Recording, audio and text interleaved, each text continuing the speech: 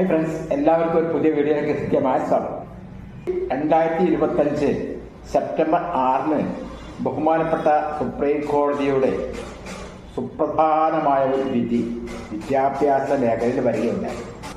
2009 parliament പാസാക്കിയ right to education act. ഈ act പ്രകാരം 6 മുതൽ 14 വയസ്സ് വരെയുള്ള എല്ലാ കുട്ടികൾക്കും നിർബന്ധിതവും സൗജന്യവുമായ വിദ്യാഭ്യാസം നൽകൽ സ്റ്റേറ്റിന്റെ ബാധ്യതയാണ്. അപ്പൊ അതുമായി ബന്ധപ്പെട്ട ഒരുപാട് കാര്യങ്ങൾ ആ വിധിയിൽ പറയുന്നുണ്ട്. അപ്പൊ ഇതിൽ വളരെ പ്രധാനപ്പെട്ടതാണ് ഈ കുട്ടികൾക്ക് ക്വാളിറ്റി എഡ്യൂക്കേഷൻ കൊടുക്കുക. ക്വാളിറ്റി എഡ്യൂക്കേഷൻ, ഗുണനിലവാരമുള്ള വിദ്യാഭ്യാസം നൽകുക. അപ്പം ഈ ആക്ടിന്റെ അടിസ്ഥാനത്തിൽ 6 മുതൽ 14 വരെ വയസ്സുള്ള എല്ലാ വിദ്യാർത്ഥികൾക്കും നിലവാരമുള്ള സൗജന്യവും നിർബന്ധിതവുമായ വിദ്യാഭ്യാസം നൽകുന്നതിന്റെ ഭാഗമായി National Council for Teacher Education, അതായത് NCT, ഒരു ആധികാരികമായിട്ടുള്ള ഒരു സ്റ്റാറ്റ്യൂട്ടറി ബോഡിയാണ്. ഇന്ത്യയിലെ മൊത്തമുള്ള ടീച്ചർ എഡ്യൂക്കേഷനുമായി ബന്ധപ്പെട്ട എല്ലാ കാര്യങ്ങളുടെയും ഉത്തരവാദിത്വം അതിന്റെ നേതൃത്വം വഹിക്കുന്ന, മോണിറ്ററിംഗ് നടത്തുന്നതും അതിനെ നിയന്ത്രിക്കുന്നതും രാജ്യത്താകമാനമുള്ള ടീച്ചർ എഡ്യൂക്കേഷൻ സെന്ററുകളെ നിയന്ത്രിക്കുന്നത് NCT ആണ്. അപ്പൊ NCT ഈ ആക്ടിന്റെ അടിസ്ഥാനത്തിൽ ഇതുള്ള മൊത്തം 6 മുതൽ 14 വരെ വയസ്സുള്ള വിദ്യാർത്ഥികൾക്ക് നിർബന്ധിതവും സൗജന്യവുമായ ഗുണനിലവാരമുള്ള വിദ്യാഭ്യാസം നൽകുന്നതിന്റെ ഭാഗമായിക്കോട്ടെ കേരളത്തിലും പുറത്തുള്ളവർക്കൊക്കെ CTET, അതായത് സെൻട്രൽ എലിജിബിലിറ്റി ടെസ്റ്റ്. കേരളത്തിൽ അത് KTET ആണ്. കേരള ടീച്ചർ എലിജിബിലിറ്റി ടെസ്റ്റ്, അതായത് KTET ആണ് കേരളത്തിൽ. അപ്പൊ ഇത് നിർബന്ധമായും എല്ലാ അധ്യാപകർക്കും ഉണ്ടായിരിക്കണം. 2010 NCT നിർബന്ധമാക്കുന്നത് KTET, അതായത് പ്രൈമറി സെക്കൻഡറി തലങ്ങളിൽ പഠിപ്പിക്കുന്ന അധ്യാപകർക്ക് KTET നിർബന്ധമാക്കിക്കൊണ്ട് ഉത്തരവിറക്കുകയുണ്ടായി. ആ ഉത്തരവിന്റെ അടിസ്ഥാനത്തിൽ 2010 ശേഷം എല്ലാ അധ്യാപകർക്കും ഈ KTET അല്ലെങ്കിൽ CTET നിർബന്ധമാണ്. ഇതുവരെ അങ്ങനെയുള്ള ഒരവസ്ഥയിൽ തന്നെയാണ് പോകുന്നത്.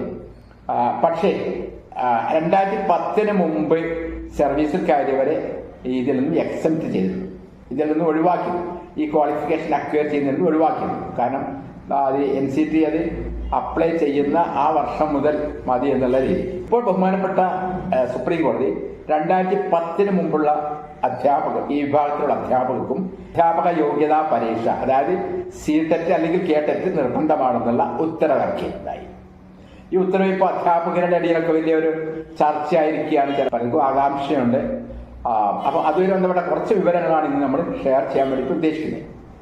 അപ്പം സുപ്രീം കോടതി പറഞ്ഞ ന്യായം എന്ന് പറയുന്നത് ക്വാളിറ്റിയുള്ള എഡ്യൂക്കേഷൻ കുട്ടികൾക്ക് നൽകണമെങ്കിൽ ഈ അധ്യാപക യോഗ്യതാ പരീക്ഷ പാസ്സായിരിക്കണം എന്നാണ്.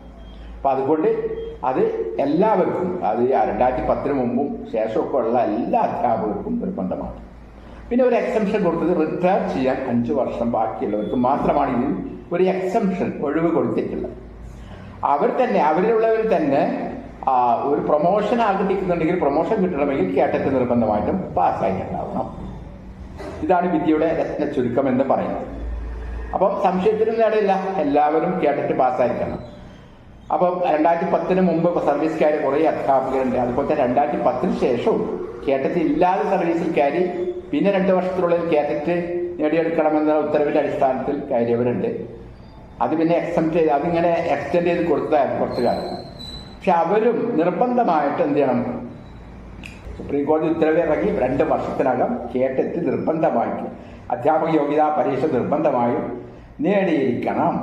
അധ്യാപക യോഗ്യതാ പരീക്ഷ നിർബന്ധമായിട്ടും ക്വാളിഫൈ ചെയ്തിരിക്കണം എന്നതാണ് ഉത്തരവിന്റെ ഒരു അന്തസത്ത എന്ന് പറയുന്നത്. അപ്പോൾ എല്ലാവരും 2 വർഷത്തിനുള്ളിൽ KTET എഴുതിയെടുക്കേണ്ടതുണ്ട്. അപ്പൊ അതാണ് ഒരു വിഷയം. പിന്നെ റിട്ടയർ ചെയ്യാൻ 5 വർഷമുള്ളവർക്ക് എക്സംഷൻ കൊടുത്തിട്ടുണ്ട്. പക്ഷെ അതിൽ തന്നെ പ്രൊമോഷൻ ആഗ്രഹിക്കുന്നവര് ഈ അധ്യാപക യോഗ്യതാ പരീക്ഷ പാസ്സാവൽ നിർബന്ധമാണ്. ഇതിൽ സംശയത്തിന് വകയൊന്നുമില്ല. ഇതിലൊരു ഇളവിന് വേണ്ടിയിട്ടുള്ള ശ്രമങ്ങൾ നമ്മുടെ ബഹുമാനപ്പെട്ട കേരള വിദ്യാഭ്യാസ മന്ത്രി ശ്രീ ശിവൻകുട്ടി സാറ് പത്രസമ്മേളനത്തിൽ പറഞ്ഞിട്ടുണ്ടായിരുന്നു, ഗവൺമെന്റ് ഒരു തിരുത്തൽ ഹർജി, ഒരു റിവ്യൂ ഹർജി കൊടുക്കുന്നുണ്ട്. അപ്പം ആ ഹർജിയുടെ തീർപ്പ് എന്താണെന്ന് നമുക്ക് അറിയില്ല. അപ്പൊ ചിലപ്പോൾ 2010 മുമ്പുള്ളവർക്ക് ഒരു എക്സ്റ്റൻഷൻ കിട്ടാനുള്ള സാധ്യതകളുണ്ടോ എന്നും നമുക്കറിയില്ല. എന്തായിരുന്നാലും നിലവിലുള്ള അവസ്ഥ ഇതാണ്. അപ്പം എന്തായിരുന്നാലും കേട്ടിട്ട് എഴുതിയെടുക്കുന്നതിനാണ് ഏറ്റവും മെച്ചം. ഇനിയിപ്പം ഇളവ് കിട്ടുമെന്ന് ഉറപ്പൊന്നും പ്രതീക്ഷിക്കേണ്ട ആർക്കും. അതുകൊണ്ട് എല്ലാവരും എത്രയും പെട്ടെന്ന് കേട്ടിട്ട് എഴുതിയെടുക്കാൻ ശ്രമിക്കുക എന്നതാണ് ആദ്യമായിട്ട് നമുക്ക് പറയാനുള്ളത്. രണ്ടാമതൊന്ന്, വളരെ അധികം ആൻസൈറ്റി നമ്മുടെ ഹയർ ക്വാളിഫിക്കേഷൻസ് ഉള്ള, അതായത് സെറ്റ്, നെറ്റ്, PhD, അതുപോലെ തന്നെ MEd മുതലായ ഹയർ ക്വാളിഫിക്കേഷനുള്ള കാൻഡിഡേറ്റ്സിനെ കേട്ടിട്ട് എഴുതുന്നതിൽ സംസ്ഥാന സർക്കാരിൻ്റെ ഉത്തരവനുസരിച്ചിട്ട് ഒഴിവാക്കിയിരുന്നു. അതെല്ലാ നോട്ടിഫിക്കേഷൻസിലും, കേട്ടറ്റിൻ്റെ നോട്ടിഫിക്കേഷൻസിലും, അതുപോലെ തന്നെ LPS, UPS, HSA മുതലായ PSCയുടെ നോട്ടിഫിക്കേഷനിലൊക്കെ അത് നോട്ട് ചെയ്തിരുന്നു ഇതേവരെ. പക്ഷെ അതിനെക്കുറിച്ച് ഇപ്പോൾ ഒരു അവ്യക്തത നിലനിൽക്കുന്നുണ്ട്.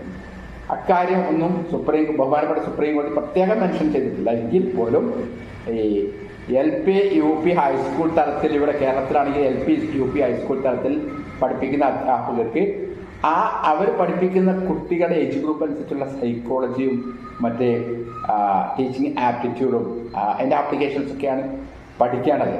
അപ്പം കേട്ടിട്ടുണ്ടെങ്കിൽ തന്നെ ഓരോ കാറ്റഗറിക്കും ഏറെ കാറ്റഗറി തിരിച്ചാണ് ഇവിടെ കേട്ടറ്റ് നടത്തുന്നത്. കേരളത്തിലാണെങ്കിൽ 4 കാറ്റഗറി ഉണ്ട്.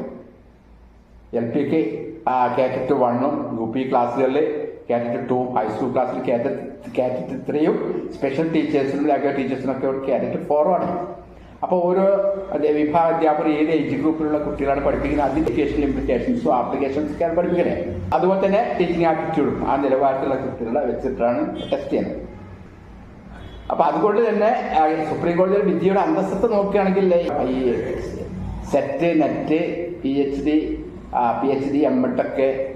MEd മുതലായ ക്വാളിഫിക്കേഷൻസ് ഉള്ളവരും ശരിക്കും ഈ കേട്ടറ്റ് എഴുതേണ്ടി വരും ചിലപ്പോൾ എന്ന് ഉറപ്പ് പറയാൻ പറ്റില്ല. ബഹുമാനപ്പെട്ട സുപ്രീം കോടതി ഞാൻ തീരുമാനിക്കുക, പറയാൻ പറ്റില്ല.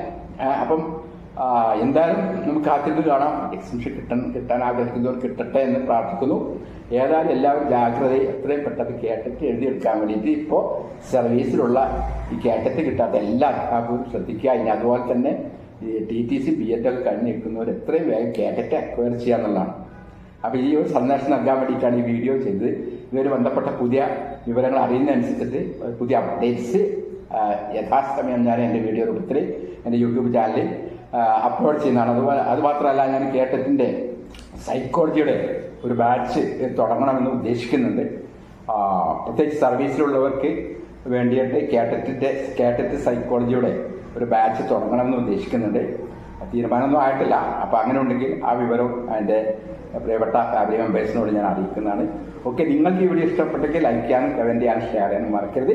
ഇതുപോലെ ഉപകാരപ്രദമായ വീഡിയോസ് കാണാൻ വേണ്ടിയിട്ട് എൻ്റെ യൂട്യൂബ് ചാനൽ സബ്സ്ക്രൈബ് ചെയ്യാൻ മറക്കരുത്. കേട്ടറ്റ് പരീക്ഷയായിട്ട് ബന്ധപ്പെട്ട നിങ്ങളുടെ സംശയങ്ങളും നിങ്ങളുടെ ആശങ്കകളും ഒക്കെ എൻ്റെ കമൻറ്റ് ബോക്സിൽ രേഖപ്പെടുത്താൻ മറക്കരുത്. എൻ്റെ അറിവിനനുസരിച്ചിട്ട് ഞാൻ അതിൻ്റെ റിപ്ലൈ കമൻറ്റ് ബോക്സിൽ കൂടി തന്നെ നൽകുന്നതാണ്. ഓക്കെ, പുതിയ വീഡിയോ കാണാം. Thank you. All the best. Jai Hind.